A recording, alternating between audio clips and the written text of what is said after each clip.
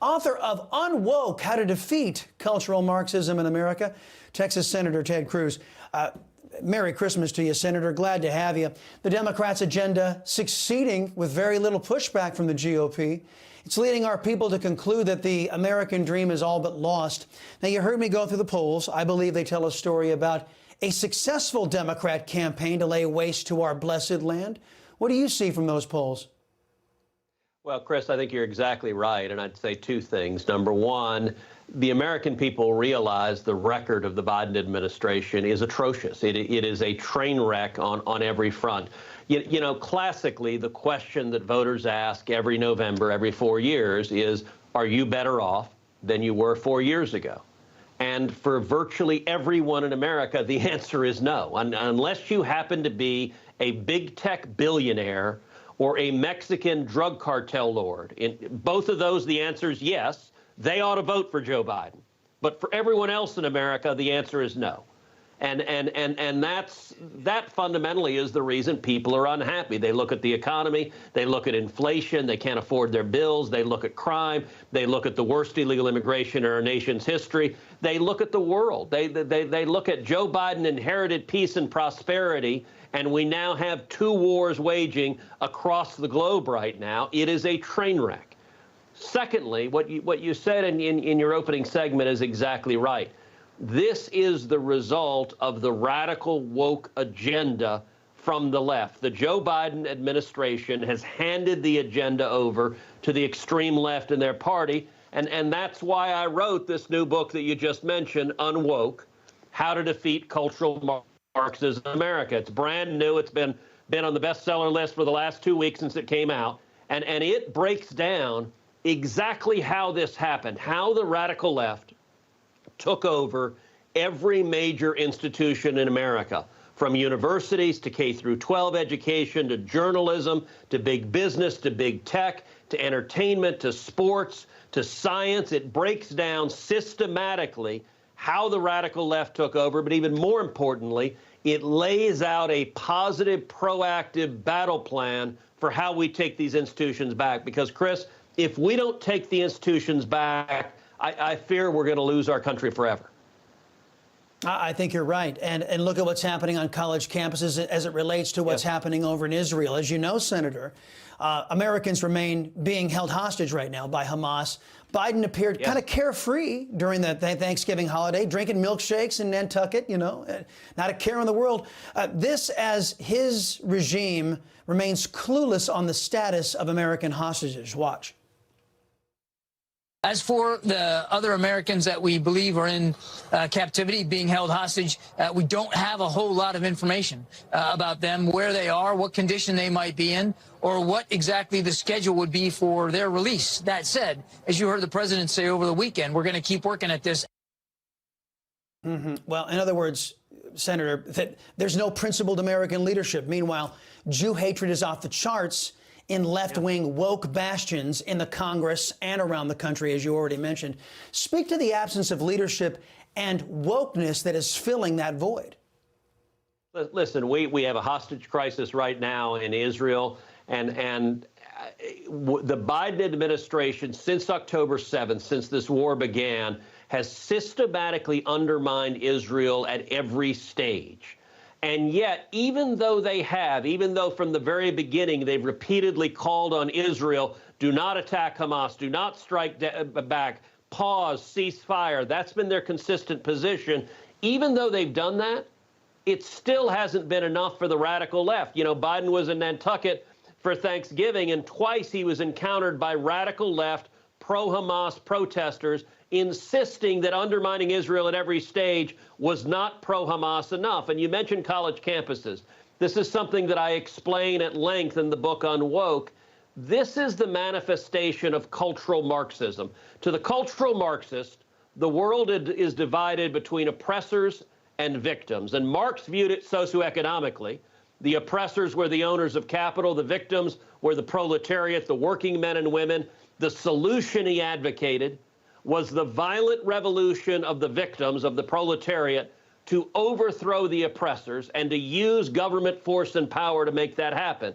Well, today's cultural Marxists apply that Marxist frame, but they apply it using different differentiators. So they apply it using race, that's critical race theory. They apply it using gender and sexual orientation, that's things like queer theory.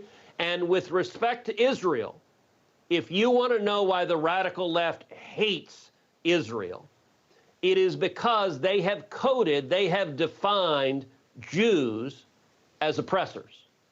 And they have defined Palestinians as victims. And so as a result, the cultural Marxists who run every major institution in America, they support the violent revolution of the so-called victims against the so-called oppressors. It's the poison that we're seeing spilling out on college campuses. It's the poison that we're seeing spilling out in the squad in the House of Representatives.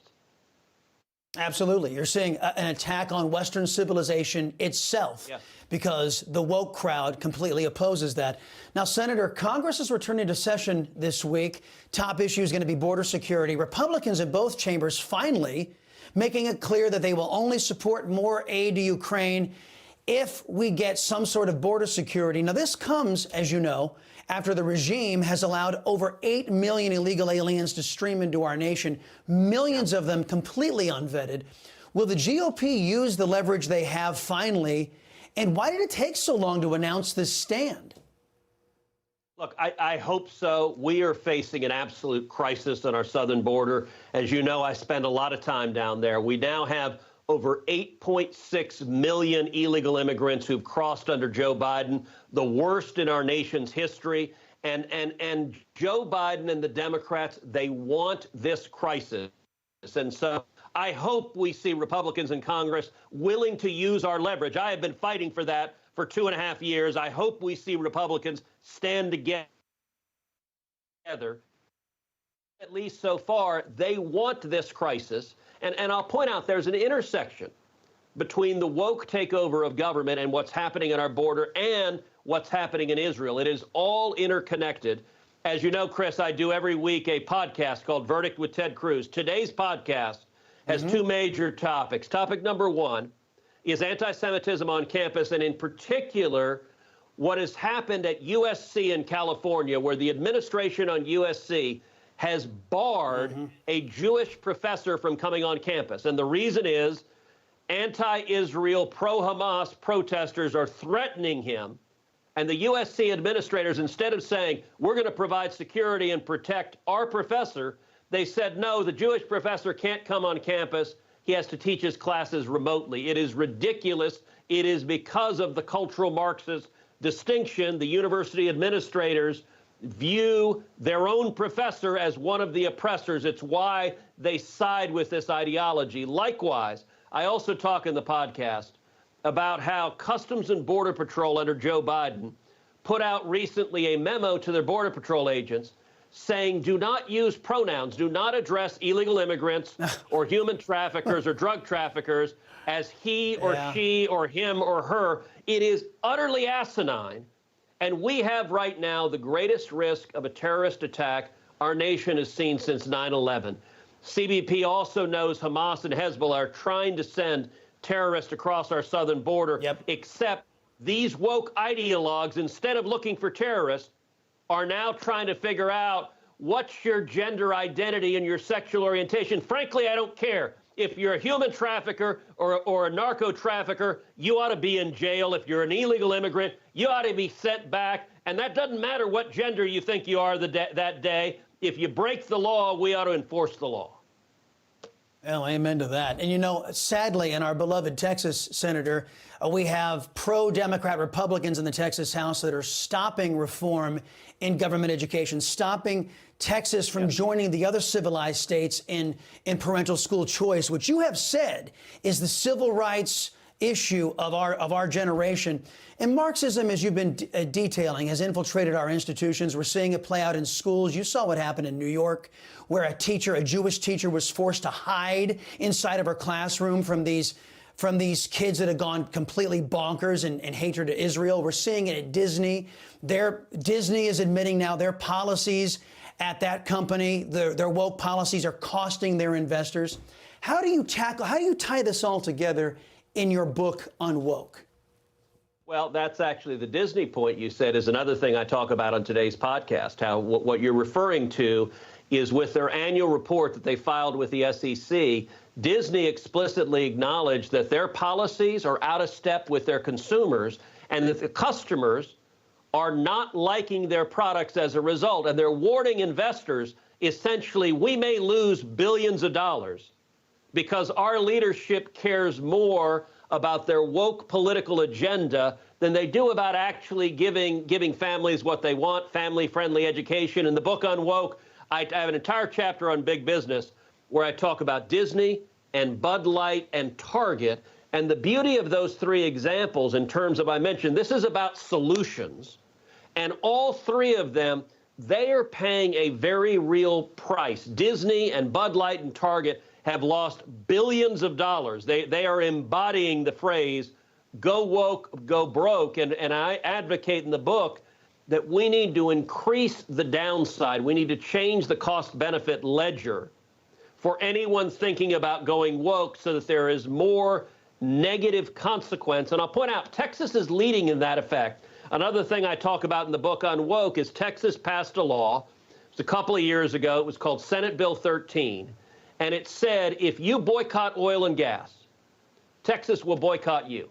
So if you're a big bank, if you're a financial institution, and you refuse to support oil and gas, which provides millions of jobs in the state of Texas, the state legislature said, we're not going to invest in you. That means Texas pension funds, Texas endowments, hundreds of billions of dollars won't go to you. They also passed another law that said, if you undermine the Second Amendment, Texas won't invest in you. And I got to tell you, that has Wall Street freaked out. So one of the things I advocate in the book is other red states need to do the same thing. We need to increase the downside. As conservatives, we believe in incentives, and we need to raise the cost element of the ledger to stop these woke zealots from undermining these institutions. Yeah, ESG, right there at the foundation of wokeness on the dollar figure side. Senator, Merry Christmas to you and the family, sir, and come back soon. It's great to catch up with you.